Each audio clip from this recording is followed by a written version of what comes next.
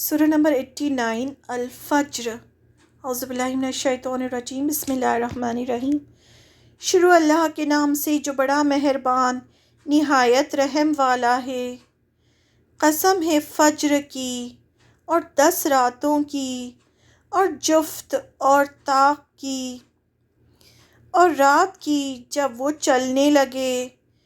کیوں اس میں عقل مند کے لیے کافی قسم ہے۔ تم نے نہیں دیکھا تمہارے رب نے عاد کے ساتھ کیا معاملہ کیا، ستونوں والے ارم کے ساتھ، جن کے برابر کوئی قوم ملکوں میں پیدا نہیں کی گئی، اور سمود کے ساتھ جنہوں نے وادی میں چٹانیں تراشیں، اور میخوں والے فرعون کے ساتھ جنہوں نے ملکوں میں سرکشی کی، پھر ان میں بہت فساد پھیلایا، تو تمہارے رب نے ان پر عذاب کا کوڑا برسایا۔ بے شک تمہارا رب گھات میں ہے۔ بس انسان کا حال یہ ہے کہ جب اس کا رب اسے آزماتا ہے اور اسے عزت اور نعمت دیتا ہے تو وہ کہتا ہے کہ میرے رب نے مجھے عزت دی، اور جب وہ اسے آزماتا ہے اور اس کا رزق اس پر تنگ کر دیتا ہے تو وہ کہتا ہے کہ میرے رب نے مجھے ذلیل کر دیا۔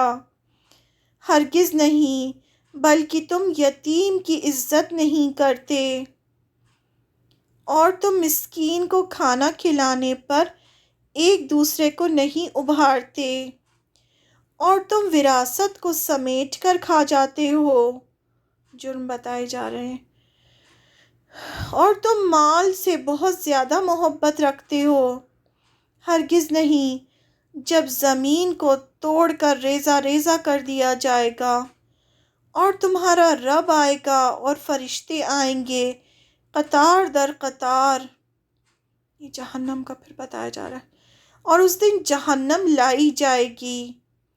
اس دن انسان کو سمجھ آئے گی، اور اب سمجھ آنے کا موقع کہاں۔ وہ کہے گا کاش میں اپنی زندگی میں کچھ آگے بھیجتا، یعنی میں کچھ اچھا کام کرتا۔ بس اس دن نہ تو خدا کے برابر کوئی عذاب دے گا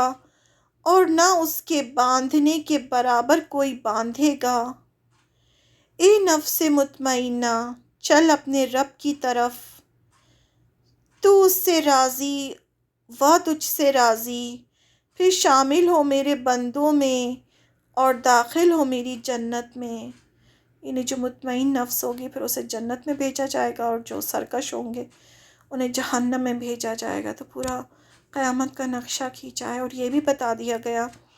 کہ قیامت میں جو عذاب آئے گا، جنت جہنم وہ تو ہوگی ہی ہوگی، لیکن اگر کوئی دنیا میں بھی اپنی حد پار کرتا ہے، اللہ تعالیٰ نے آزادی دی ہے انسان کو صحیح غلط کرنے کی، لیکن جب انسان حد سے آگے بڑھ جاتا ہے، لوگوں پر ظلم کرنا شروع کر دیتا ہے، خاص کر قرآن اللہ کی کتاب ہے، قرآن کو یہاں جھٹلانے کے اتنے سزائیں بتائی گئی ہیں جو قرآن کو جھٹلاتے ہیں، اور اگر کوئی قرآن کو جلائے یا قرآن کی بے حرمتی کرے، قرآن کی بے عزتی کرے، قرآن کو نیچے پھینکے،